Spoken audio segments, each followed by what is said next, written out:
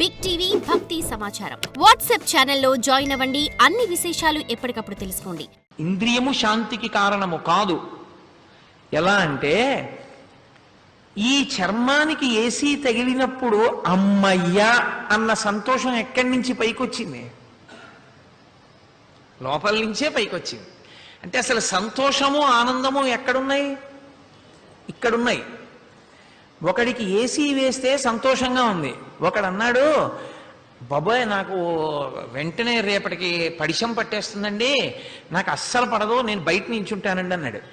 ఇప్పుడు వాడికి బయట నించోవడంలో సంతోషం ఉంది. ఏసీ సంతోషానికి కారణమైతే, ఏసీ ఆనందానికి కారణమైతే ఎవరికీ ఏసీ ఆనందానికి ప్రతిబంధకం కాకూడదు. మరి కొంతమందికి అవుతోంది. నాకే తెలుసు కొన్ని కుటుంబాలు, ఆవిడేమో ఏసీలో పడుకుంటుంది, ఈయనేమో హాల్లో పడుకుని తువ్వాలతో ఇలా విసురుకుంటూ ఉంటాడు. అదేమిటండి మీరు పడుకోవచ్చు కదా లోపలంటే, అయ్యి బాబా అందులో పడుకుంటే ఇంకేమైనా ఉందయా, ప్రాణం పోతుంది, రేపు పొద్దుకి ఇంకా నాకు ఊపిరి ఆడదయా బాబు అంటాడు. ఆవిడ పడుకుంటుంది, ఈయన పడుకుంటాడు. ఆవిడ ఏసీలో పడుకుందన్న సంతోషాన్ని ఈయన పొందుతూ ఉంటాడు. ఫోన్లే పాపం అది పడుకుంది కదా అంటాడు. అంటే ఇప్పుడు ఏ సంతోషమైనా ఇక్కడుంది తప్పించి నిజంగా బయట వస్తువుల వలన సంతోషము ఆనందం ఉన్నదనుకోండి, ఆ వస్తువుని మీరు ఎంత అనుభవించినా సంతోషం ఉండాలి. సాధారణంగా ఏసీ ఉన్నటువంటి రూమ్లో దుప్పటో రొజాయో లేకపోతే ఓ పల్చటి బట్టన్నా ఉంచుతారు. ఎందుకంటే కొంతసేపటికి చల్లగా ఉండి పరుపు అవి కూడా చల్లబడినట్టుండి చిన్నది ఏదో కప్పుకుంటాడు. మళ్ళీ అడుసు తొక్కనేలా కాలు కడుగనేలా అని వేసుకోమని ఎవడు చెప్పాడు, కప్పుకోమని ఎవడు చెప్పాడు. అంటే అదో సంతోషం. అలా చల్లగా అయిపోయి మళ్ళీ కప్పేసుకుని మళ్ళీ కొంచెం గోరువెచ్చగా ఉండి ఏదో మొత్తానికి సుఖము అన్న భావన దగ్గర ఎక్కడో నిలబడి ఉండగా అది అలిసిపోయి పడుకుంటుంది. ఇంకా పడుకున్న తర్వాత కరెంటు పోయింది, ఏసీ పోయింది, ఫ్యాన్ పోయింది, అన్నీ పోయి వాడికి ఏమీ తెలియదు, వాడి సుఖంగానే ఉన్నాడు. అంటే యథార్థమునకు సుఖం ఎక్కడుంది? యథార్థమునకు ఆనందం ఎక్కడుంది? ఇక్కడే ఉంది. ఇది ఉద్భుతమైంది. ఒక్కొక్క వస్తు సంపర్కము చేత ఉద్భుతమవుతోంది. శాంతిని కనిపెట్టేవాడు, శాంతి సాధన చేసేవాడు ఏం చేస్తాడంటే ఇంద్రియములను అరికట్టి ఇక్కడే ఉన్న ఆనంద స్థానము వైపుకి వెనక్కి నడుస్తాడు. ఇంద్రియాలన్నీ పైకి తిప్పుతాయి, పైన ఉన్న వస్తువుల చుట్టూ తిప్పుతాయి. ఇంద్రియాలన్నీ మూస్తే వెనక్కెడతాడు. అందుకే సాధన యందు ఇంద్రియములు తెలివితో ఉన్న తన యొక్క మనసు ఏకాగ్రత వేరొక దాని మీద పెట్టేసిన కారణం చేత, లేదా ఇంద్రియములను అరికెట్టి మనసు యందు పెట్టి మనసు కదలకుండా ఆపిన కారణం చేత, మనసు కదలకుండా ఆపడం అంత తేలిక అండి. అంటే మనసు సాత్వికమైనటువంటి వస్తువుని పట్టుకుని ఉండేటట్టుగా ఉంచేస్తే, ఏ భగవంతుని పాదాలో దేవాలయ గోపురాన్నో ధ్యానం చేస్తూ ఉన్నాడు అనుకోండి, ఆలోచన చేస్తూ ఉన్నాడు, ఇంద్రియముల యొక్క ఉద్ధతి ఆగిపోతుంది. ఎందుకు ఆగిపోతుందో తెలుసా? ఈ ఇంద్రియముల యొక్క శక్తి వెనక్కి తీసేసుకుంటాడు. అంటే కన్ను చూడడం ధర్మం, చూస్తూ ఉంటుంది, కానీ మనసు పుచ్చుకోదు. చెవి వినడం ధర్మం, వింటుంది, కానీ మనసు పుచ్చుకోదు. ఇంద్రియములను మూతపెట్టి మనసుని సాత్విక ప్రవృత్తి యందు ఉంచి తాను శాంతిగా ఉంటాడు, పరమ శాంతాన్ని అనుభవిస్తాడు. అసలు ఇది లేదనుకోండి లోపల. అందుకే ఊర్వశీ జననాన్ని చెప్తారు శాంతికి కారణంగా. నరనారాయణులు తపస్సు చేస్తున్నారు, శ్రీమన్నారాయణుడు తపస్సు చేస్తున్నాడు. తపస్సు చేస్తుంటే ఇంద్రుడికి ఎప్పుడూ అనుమానం, తపస్సు చేస్తే ఇంద్ర పదవికి వచ్చేస్తారని. ఆయన ఏదో అప్సరసల్ని పంపించాడు. వాళ్ళు వచ్చి నారాయణమూర్తి దగ్గర నిలబడి నాట్యం చేస్తున్నాడు. నరనారాయణులలో ఒకడు కదా నారాయణుడు. నరుడు కేక వేశాడు, వాళ్ళకి భయం వేసి వెళ్ళిపోయారు. వెళ్ళిపోయి నారాయణుడి దగ్గరికి వచ్చారు. వచ్చి నాట్యం చేస్తున్నారు. ఆయన ఓసారి కళ్ళు తెరిచి చూశాడు.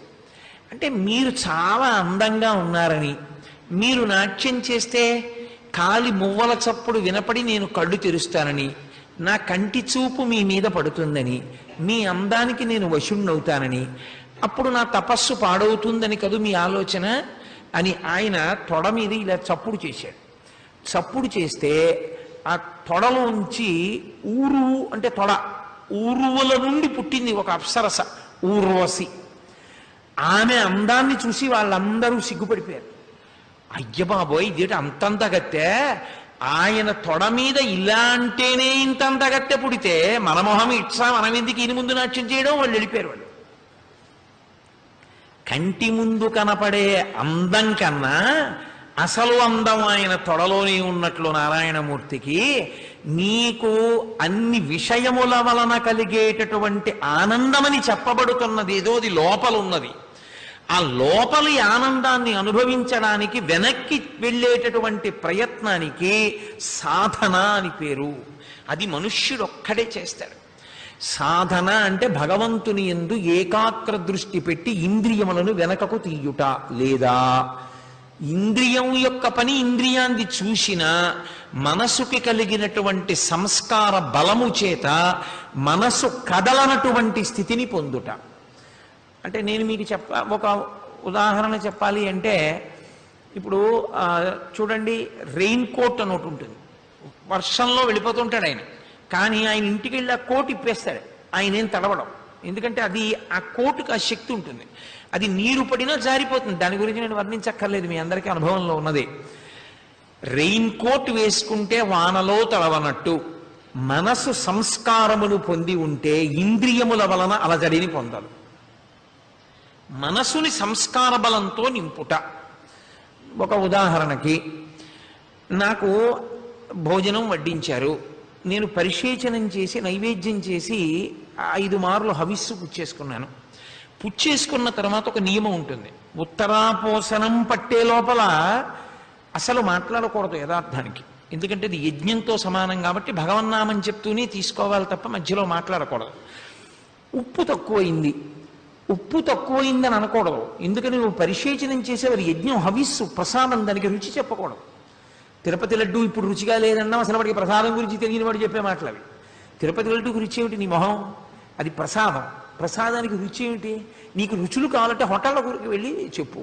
అంతేకాని తిరుపతి లడ్డూ రుచి అలాంటిది, తిరుపతి లడ్డూలో ఏముంది, తిరుపతి లడ్డూలో జీడిపప్పు ఎంత, ఈ ఏడుపు ఏడిచేవాడివి శ్రీష్టాలకి వెళ్ళి తప్ప తిరుపతి లడ్డూ దగ్గరికి వెళ్ళి వీటన్నిటి మీద పరిశోధనలు చేసి వీటన్నిటి గురించి మాట్లాడడానికి కాదు.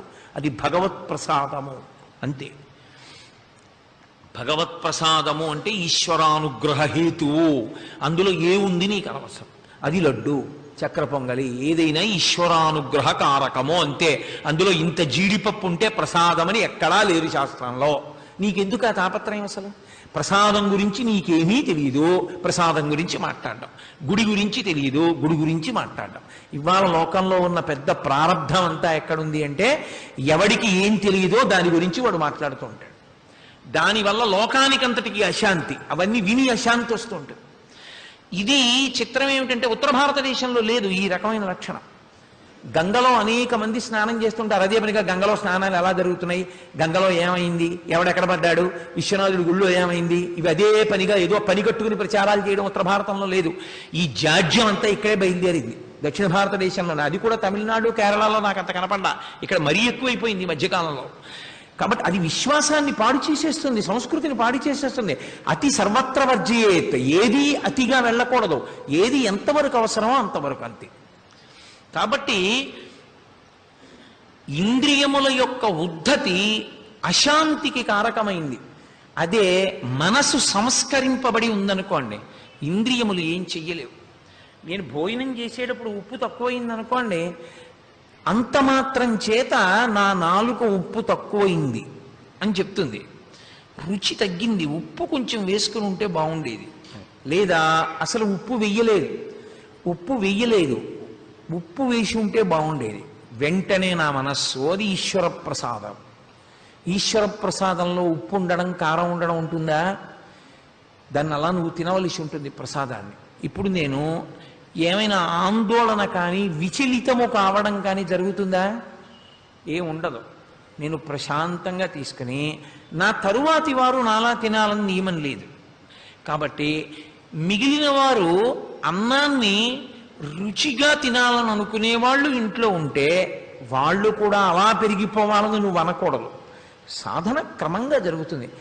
కూరలో కొంచెం ఉప్పు వేయాలేమో చూడు అనాలంతే, చాలు. అంటే ఏమిటి? నువ్వు ఏ స్థాయిలో నిలబడ్డావు అన్నదానికి అది పరీక్ష. ఇంద్రియములకు చాలా విపరీతంగా లొంగిపోయినవాడు అనుకోండి, కూరలో తగ్గింది ఉప్పు, నువ్వు బతికున్నంత కాలం మీ ఇద్దరూ కలిసి జీవనం చెయ్యాలి. ఒక్కరోజు వండిన కూరలో కొద్దిగా ఉప్పు తగ్గింది, నువ్వు చేయగలవా అన్ని పనులు ఒక్కలా ప్రతిరోజు? ఒక్కరోజు కొద్దిగా ఉప్పు తగ్గి ఏమైపోయింది? దానివల్ల పెద్ద ప్రమాదం ఏమొచ్చేసింది? ఏమి రాదు. ఏం పర్వాలేదు, రోజు వండి పెట్టట్లా. ఆవిడ వెంటనే ఏమంటుంది, అయ్యో అదేమిటండి తినేశారు, ఉప్పు లేదా అంటే, ఏం ఉపద్రవం వచ్చింది? ఒక్కరోజు ఏం పర్వాలేదు అని నువ్వంటే నువ్వు శాంతి, అవతల వాళ్ళు శాంతి. ఇంత ఉప్పు తగ్గిందని గంట సేపు కేకలు బొబ్బలు అల్లరి పెట్టావనుకో, నీకు అశాంతి, ఇంట అశాంతి. ఇంటికొచ్చిన అతిథులకి చాలా చికాగ్గా ఉంటుంది. ఏమిట్రా ఇలా దెబ్బలాడుకుంటున్నారు, మనం ఎలా అన్నం తిన్నాం, ఏమిటి లేనిపోను కూడా ఇక్కడికి వచ్చేమిటి భోజనానికి అని చెప్పి. ఇంద్రియములకు వశపడ్డావా అశాంతి, ఇంద్రియమునకు వశపడలేదా నీకు శాంతి. వెంటనే ప్రసన్నుడు అయిపోతావు అంతే. ఎవరో ఒక ఆవిడ అలా వెళ్ళిపోతోంది, నువ్వు చూసావు, నా తల్లి కామాక్షి ఇలాగే వెడుతుంది, నా తల్లి కామాక్షి వెడుతుంటే కంజదలాయతాక్షి, మా అమ్మ నడుస్తుంటే కుంజరగమని ఏనుగు నడిచినంత అందంగా అలాగే నడుస్తుంది. అలాగే ఉంటాయి పాదాలు, అలాగే వినపడుతుంది గజ్జెల సవ్వడి, అలాగే ఉంటాయి ఆ తల్లి చేతులు, ఆ చేతుల గాజులు అలాగే ఉంటాయి. నా తల్లి ఇవాళ ఒక్కసారి నాకు దర్శనం ఇవ్వాలనుకుంది, ఆవిడ రూపంలో అలా వెడుతోందమ్మ అని నువ్వు నమస్కరించావు. ఇప్పుడు ఏమైనా నువ్వు అలా చూస్తున్నావు ఆవిడ వంక, ఆవిడ ఏమైనా అనుకోవచ్చు, అదేమిటి అలా చూస్తున్నారాయన అని. నీవేమైనా పతితుడు అయ్యావా? నువ్వేమైనా అశాంతి పొందావా దానివల్ల? ఏమీ అశాంతి లేదు. ఇంద్రియముల వలన అశాంతి లేక శాంతిగా ఎప్పుడు ఉంటాడు? మనసు సంస్కరింపబడితే, మనసు సంస్కారమును పొంది ఉంటే ఇంద్రియముల వలన అశాంతి ఉండదు, ఏ దేనికి ఉండదు. ఓ రోజు కరెంట్ ఏమైంది, కరెంట్ లేకపోతే విసిరికర్ర పెట్టి విసురుకుంటాం, ఇదో సంతోషం కాసేపు.